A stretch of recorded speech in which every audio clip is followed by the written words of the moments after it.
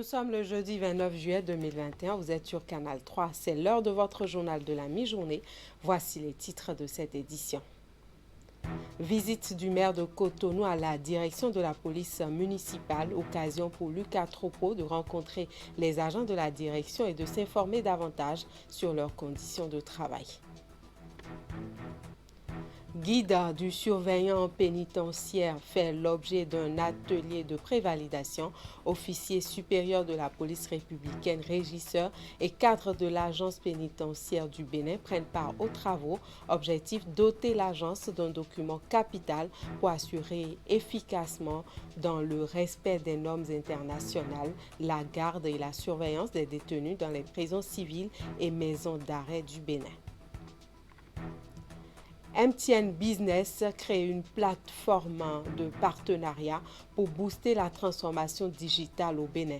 L'événement est dénommé Fusion. Il a pour objectif de tirer parti des partenariats pour stimuler l'innovation, les nouvelles solutions et la couverture du marché. Voilà pour le sommaire. Bienvenue à toutes et à tous et merci de nous suivre. On commence par la visite du maire Lucas Tropo à la direction de la police municipale de Cotonou. À l'occasion, l'autorité municipale a échangé avec les agents de la police qui lui ont fait part de leurs conditions de travail et surtout des difficultés auxquelles ils sont confrontés au quotidien. On en parle en détail avec Teddy Goudalo et Moufid Sabouran. C'est une séance d'échange qui mobilise ici les agents de la police municipale de Cotonou avec leur premier responsable, le maire Luc Atropo. Il est venu constater le mode de fonctionnement de la direction et surtout s'imprégner des difficultés auxquelles sont confrontés ces hommes en uniforme. Au-delà des conditions de travail, nos conditions de vie sont tout aussi précaires car l'administration reste nous devoir 15 mois de salaire impayé datant du 10 décembre 2010 à février 2012. À cela s'ajoutent les moins perçus sur salaire et les primes et indemnités récemment suspendues. Ne parlons plus de nos tenues bigarrées en raison du non-renouvellement de nos effets d'habillement depuis 10 ans.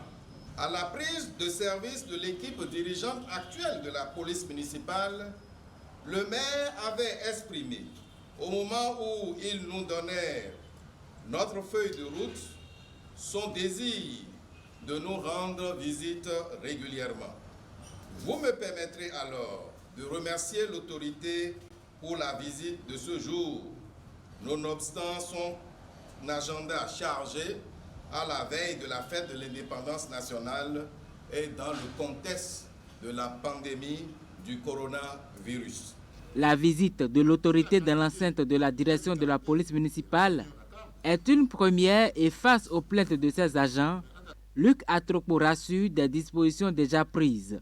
Le maire salue par la même occasion le patriotisme et le sens de sacrifice dont ces hommes ont fait montre depuis son arrivée à la tête de la mairie. Si j'ai décidé de venir, c'est parce qu'il me dit il est quand même temps que je vous parle. Il est quand même temps que je vous félicite. Nous avons eu les élections il y a quelques mois. Je vous ai vu très actif malgré les moyens de bord dont vous disposez. Je voudrais vous rassurer que la police municipale ne restera pas telle qu'elle est avant mon arrivée. Dans les semaines et les mois à venir, vous aurez le temps de le constater. C'est pourquoi je dis, pour moi, ce n'était pas nécessaire de venir vous voir si j'ai aucune solution à vos problèmes. Nous avons pris quelques dispositions depuis la session passée. J'ai fait voter un certain nombre de choses en faveur de la police municipale. Ce n'est pas encore forcément ça. Il y a encore beaucoup à faire, mais il y a un début, il y a une volonté qui est affichée. Luc Atropo a pour finir exhorté ses policiers municipaux à maintenir le cap et la dynamique en cours pour relever les défis futurs. Il s'est dit satisfait de la franche discussion qui a prévalu lors de la rencontre. Opération de libération des emprises de plusieurs voies des arrondissements de Ekpé et d'Agblangandan, c'est dans la commune de Semepoji. Des travaux d'aménagement et de pose de pavés y sont prévus et l'opération a été conduite par le maire de la commune, soucieux de l'amélioration du cadre de vie de ses administrés. Précision. Le maire de Semepoji et plusieurs membres de son conseil communal sur le terrain pour la libération des emprises du tronçon marché-Rouissi, Tchonvi, passant par la localité d'Agbolokun. L'opération doit en effet permettre au programme d'adaptation des villes au changement climatique, PAVIC, qui a pris en compte l'aménagement et le revêtement en pavé de plusieurs voies des arrondissements de Ekpé et de Agblangandan, de réellement démarrer. Les populations concernées ont été informées et dédommagées depuis fort longtemps. Et cette opération n'est en réalité que pour aider ceux qui traînent encore les pas à partir. Ce projet nous a fait courir tout le temps.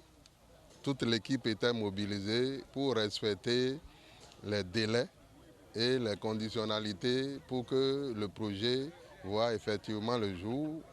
Et aujourd'hui, nous sommes dans une phase préliminaire d'opérationnalisation.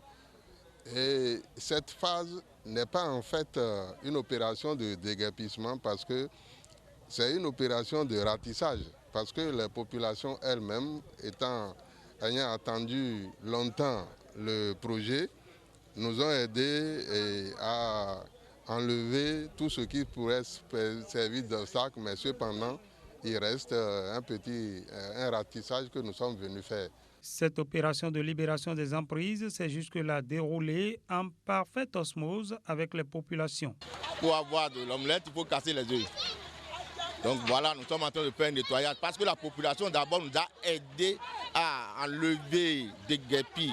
Donc ce que vous voyez là, rien que le débris. Ce que le développement fait là, c'est bon quand même. Parce que s'il y a la route dans le pays, tout ça va propre. Les autorités de la commune de Semepoji ont joué leur partition et n'attendent que la mise en route de ce programme PAVIC qui, à terme, va fortement contribuer à l'amélioration des conditions de vie des populations des arrondissements de Ekpé et d'Agblangandan. Plusieurs ambassadeurs accrédités au Bénin ont présenté leur lettre de créance au chef de l'État.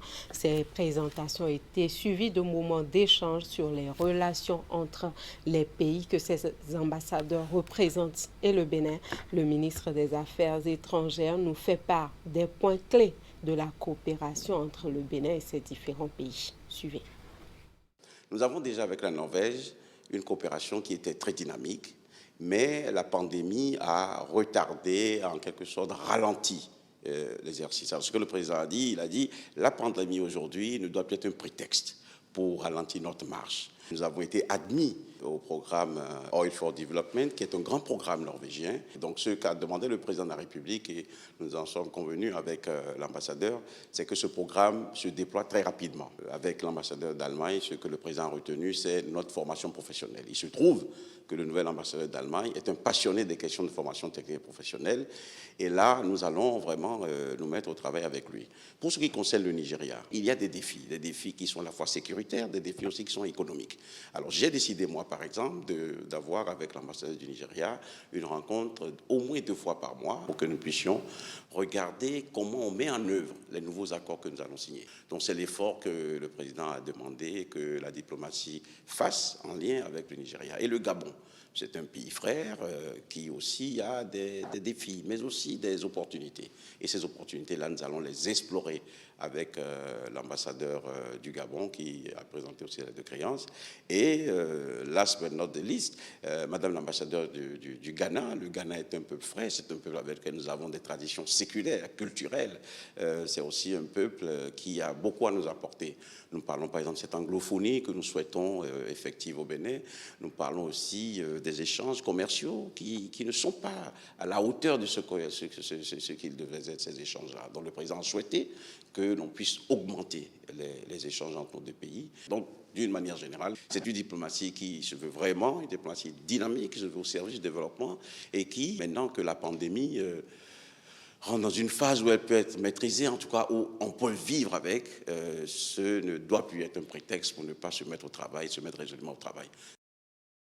Et cette affaire domaniale de 39 hectares dans la commune d'Abomey-Calavi à présent, la troisième journée de l'audience du tribunal correctionnel de la Cour de répression des infractions économiques et du terrorisme CRIET a statué sur le dossier mardi. Je vous invite à suivre la synthèse de l'audience présentée par Herman Agnabossou. Et s'est poursuivi devant la cour des séances présidée par Guillaume Lally, assisté de Christelle Adonon et David Anani. Interrogatoire et confrontation à la barre, plusieurs données actes de la part, surtout des conseils des accusés, en l'occurrence Maître Baguidi, pour qu'il attache s'annonce ardue, puisque c'est lui qui se constitue aux intérêts de Ronsou Bernard, le chef d'arrondissement central de Calavi, dont le nom revient sans cesse au bout des lèvres des co-accusés. L'audience, une fois ouverte autour de 10h30, la Cour fait comparaître à la barre un autre prévenu dont le nom était cité mais qui était en cavale ou supposé mort. Le sieur Théodore Possou sous mandat de dépôt le week-end, à qui le président a plusieurs fois demandé si c'est bien de lui qu'il s'agit et s'il est vraiment vivant. Il va plaider non coupable, justement. Des faits de vente de parcelles sous le couvert de Ronsou Bernard. Il sera invité ensuite par la Cour à prendre place au banc des accusés. Aucune charge en revanche contre les conseillers communaux interpellés comme ce dernier durant le week-end et placés sous convocation à la criette. Ils avaient à justifier le pourquoi de leur vote affirmatif à la délibération du conseil communal en faveur du dédommagement de Dame Porinto-Zougnon. La Cour avait également à juger leur implication dans le partage des 324 parcelles, puisque 39 hectares, ça a été revu.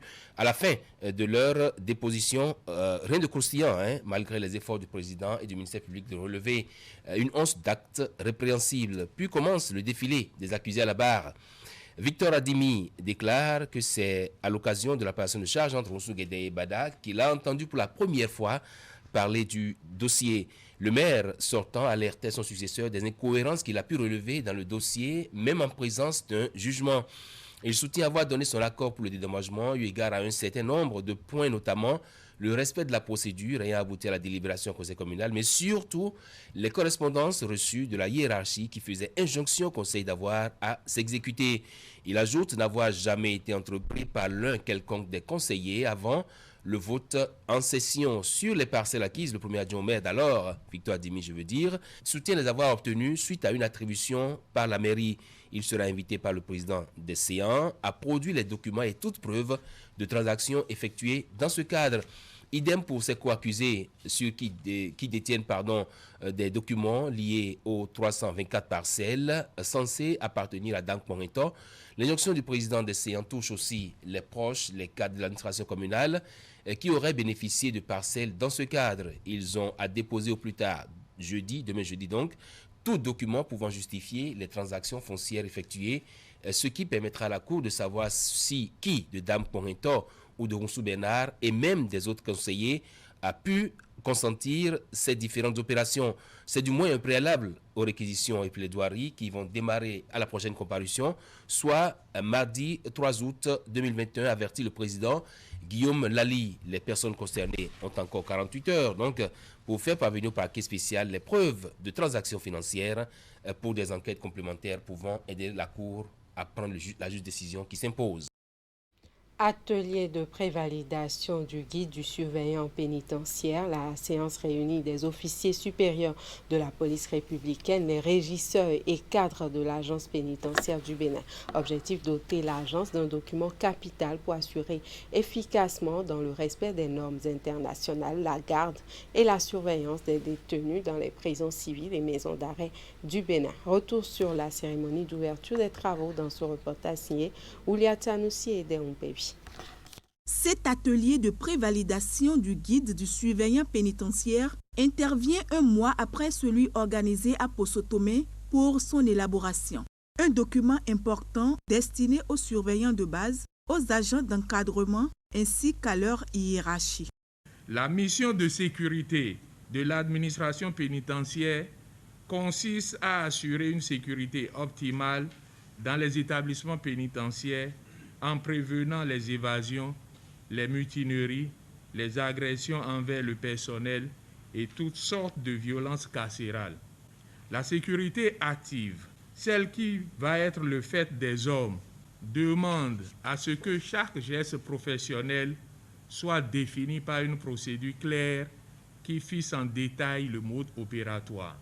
La tenue d'un poste de travail s'analyse dans le respect d'un nombre connu de procédures, la maîtrise de ces procédures étant en elle-même génératrice d'identité professionnelle car elle donne un sens au métier que le surveillant accomplit. Dans la réalisation des grandes réformes attendues d'elle, l'Agence pénitentiaire du Bénin est appuyée par le projet d'appui à l'amélioration de l'accès à la justice et la reddition des comptes au Bénin, page REC 2, de même que par le Programme des Nations Unies pour le développement. Ce guide, faut-il le souligner, contribuera à améliorer la connaissance de la réglementation nationale et des standards internationaux applicables en matière carcérale. L'appropriation et la maîtrise par ce personnel de son rôle et de ses attributions permettra sans doute d'assurer un fonctionnement harmonieux de tout lieu de détention. Il permettra également au personnel pénitentiaire d'avoir une connaissance exhaustive de l'établissement et de bénéficier d'un programme régulier de renforcement de capacités pour mieux accomplir sa mission. L'Agence pénitentiaire du Bénin est sous la tutelle du ministère de la Justice et de la Législation, conformément au décret 2017-572 du 13 décembre 2017. Depuis lors, de nombreux défis ont été relevés en ce qui concerne la mise en œuvre des différentes réformes du gouvernement en matière pénitentiaire. Et ce guide fait partie de ces initiatives. Ce document fixe les rôles du surveillant pénitentiaire et les lignes directives qui régissent désormais les relations de celui-ci à la fois avec les détenus et les intervenants pénitentiaires. L'atelier de ce jour, mercredi 28 juillet 2021, qui se tient à l'Infosec de Cotonou, permettra de prévalider ce document important pour le bon fonctionnement des établissements pénitentiaires en République du Bénin. Tout en comptant sur l'expertise des participants, l'autorité espère qu'au terme de cet atelier sortira un document répondant aux normes, débarrassé de tous les écueils et prêt pour l'étape suivante, celle de validation par le conseil d'administration de l'Agence pénitentiaire du Bénin.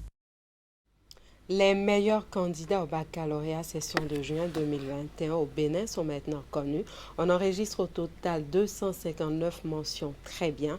Le premier au plan national vient du collège Saint-Bakita de Calavi, série D, avec une moyenne de 18,66%. Je vous propose de suivre le directeur de l'Office du baccalauréat. Il présente les 10 premiers au bac avec leurs mentions. 10e, Mademoiselle Dassi Zéjoukwego, Aline Flora Chancel, qui a eu 17,81%. Elle nous vient du lycée militaire des jeunes filles, Général Mathieu Kérékou de Natitengo. Donc, mention très bien, c'est la série D. 9e, Monsieur Onyosu Ayolalua Oyewale Belive Jospin. Alors, il nous vient de Paubert, du collège Les cours de soutien scolaire, mention très bien, 17,86. Toujours allant vers le premier, Monsieur Wessinon Sulpice Deogracias, CG de Abomey, série D. Donc mention très bien avec 17,86. Le 7e, Monsieur Tovichede Daniel Naemi Clessimin. Alors, il nous vient du collège catholique, les cours de soutien scolaire de Cotonou, série D. Mention très bien, 17,95.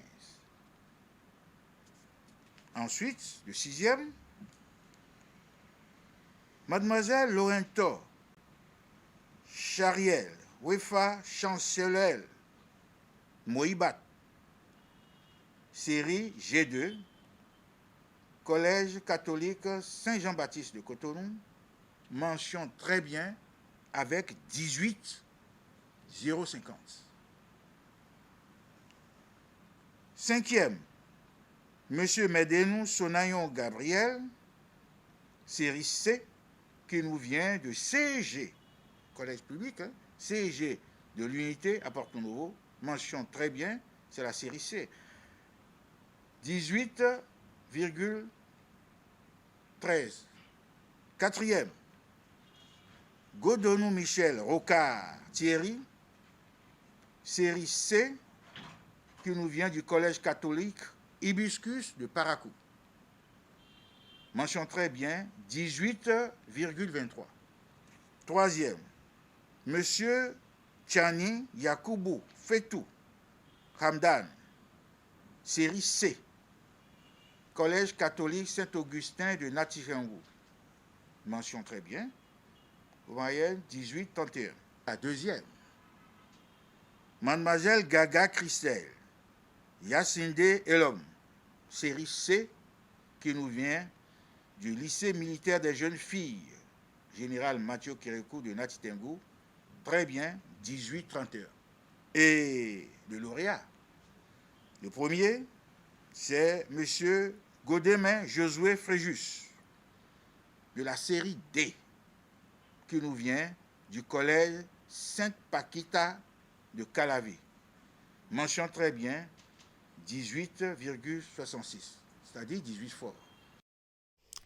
Et donc, c'est une moyenne de 18,66 pour le meilleur, le tout premier au bac série. Il est de la série D pour le bac session de cette année. Voilà. Autre chose maintenant, création de la Fédération nationale des associations et groupements d'industrie du Bénin. Il s'agit d'un regroupement des acteurs du monde industriel du Bénin qui ambitionne fédérer les énergies pour mieux défendre les intérêts dans leur secteur d'activité. Précisons. C'est le rêve des associations et groupements industriels du Bénin qui se concrétise à cette ultime rencontre.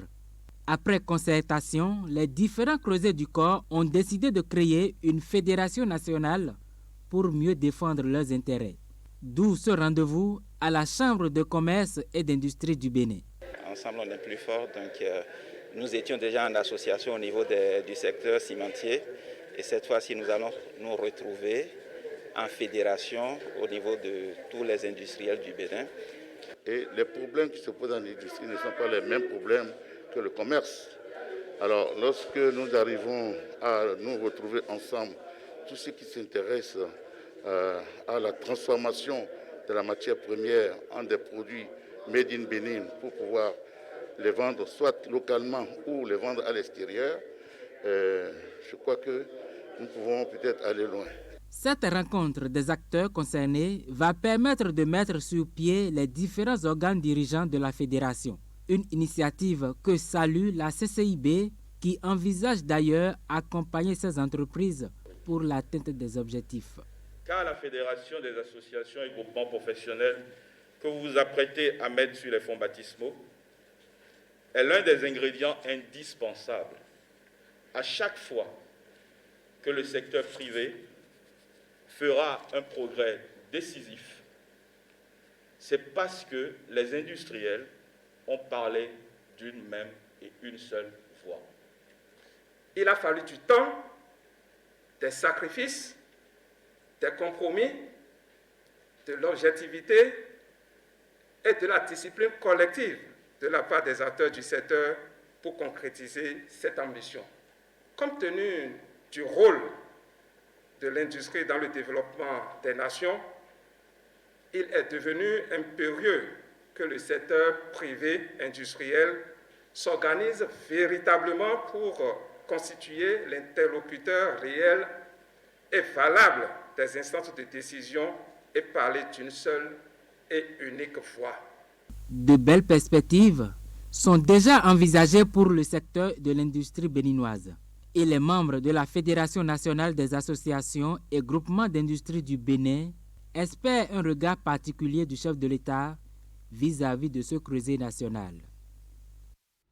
Et Cotonou a abrité mardi un événement dénommé Fusion. C'est une initiative de MTN Business de mise en place d'une plateforme de partenariat pour booster la transformation digitale du Bénin. Selon les initiateurs, l'objectif est de tirer parti des partenariats pour stimuler l'innovation, les nouvelles solutions et la couverture du marché. Le compte-rendu est signé Uri Gaba et Elvis Tonoukoin. Au niveau du groupe MTN, la gestion de risque est positionnée comme un atout stratégique qui permet donc de réaliser tout le potentiel, mais aussi les objectifs de l'entreprise. Nous voulons être à l'avant-garde de la future des solutions digitales pour le progrès de l'Afrique. Waouh, encore un autre engagement. Créer et animer un écosystème dynamique de partenaires compétitifs qui partagent les valeurs de MTN pour autonomiser les PME, stimuler l'innovation et l'efficacité pour les grandes entreprises et le secteur public, c'est la mission principale de Fusion, une plateforme mise en place par MTN Business, la division chargée de développer les solutions professionnelles aux entreprises et aux organisations. L'événement s'appelle Fusion et c'est l'opportunité pour nous vraiment de pouvoir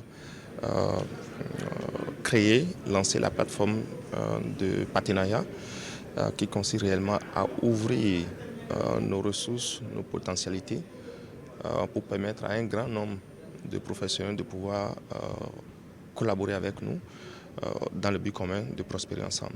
C'est également aussi donner l'opportunité à d'autres professionnels de pouvoir réussir leur ambition également, de pouvoir prospérer grâce à notre plateforme, grâce à nos solutions. Ce programme intègre aussi bien les anciens partenaires de MTN et les nouveaux recensés après un appel à manifestation d'intérêt de projet. L'objectif est de pouvoir ensemble partager la vision de transformation digitale du Bénin. Ce que nous attendons vraiment de ces partenaires, c'est vraiment de pouvoir s'exprimer autour de 3 programmes de partenariat que nous offrons, le programme de partenariat de distribution, le partenariat technologique et le partenariat de capacité. De pouvoir nous challenger pour nous dire vraiment comment ils se sentent confortables par rapport à ces partenariats. Est-ce qu'il y a des zones d'ombre qu'ils voudraient qu'on clarifie. Donc on a envie vraiment de recevoir de leur part des commentaires, les avis sur les propositions. Deuxièmement, nous voulons également qu'ils puissent nous proposer, nous présenter leurs propres projets, leurs désirs, leurs souhaits, leurs ambitions, pour qu'ensemble on voit dans quelle mesure nous puissions nous mettre ensemble, collaborer et être en mesure de réaliser ce que nous appelons la prospérité partagée. Donc dans les deux sens, nous avons nos attentes que je viens d'exprimer, mais nous sommes sûrs également, eux-mêmes aussi ils ont des attentes et nous sommes prêts à les prendre en considération. Pour le représentant du ministre du Numérique et de la Digitalisation empêché, cet événement dénote de la grandeur de la vision de MTN Bénin qui accompagne déjà le gouvernement béninois dans les réformes numériques. Selon les initiateurs, l'objectif est de tirer parti des partenariats pour stimuler l'innovation, les nouvelles solutions et la couverture du marché. Actualité dans le secteur du sport maintenant pour finir et on parle de la dernière journée du championnat national scolaire Bénin FIFA avec les matchs de classement disputés ce matin aussi bien chez les garçons que chez les filles. 4 explications dont les résultats se présentent comme suit. Vous allez voir le tableau. Le CEG Basila s'est imposé 2-0 à celui de Niki et Bani Kwara a disposé de son adversaire Kalalé sur le score étriqué d'1-0. Ce sont les résultats chez les garçons. Du côté des filles, c'est Kobli qui a battu Ouida par le score de 3-2 et le CEG d'Agmaïzou a laminé le Littoral sur le score sans appel de 6-0. La suite de cet après-midi avec les 2 finales maintenant, eh bien chez les filles, on aura Basila Doha à 15h et au niveau des garçons, Avrancourt sera face à Komé à partir de 16h20. Et voilà qui vient mettre un terme à ce journal. Toute l'équipe qui m'accompagne vous remercie pour l'attention et la fidélité. Passez un très bel après-midi en compagnie de nos programmes sur Canal 3 Bénin.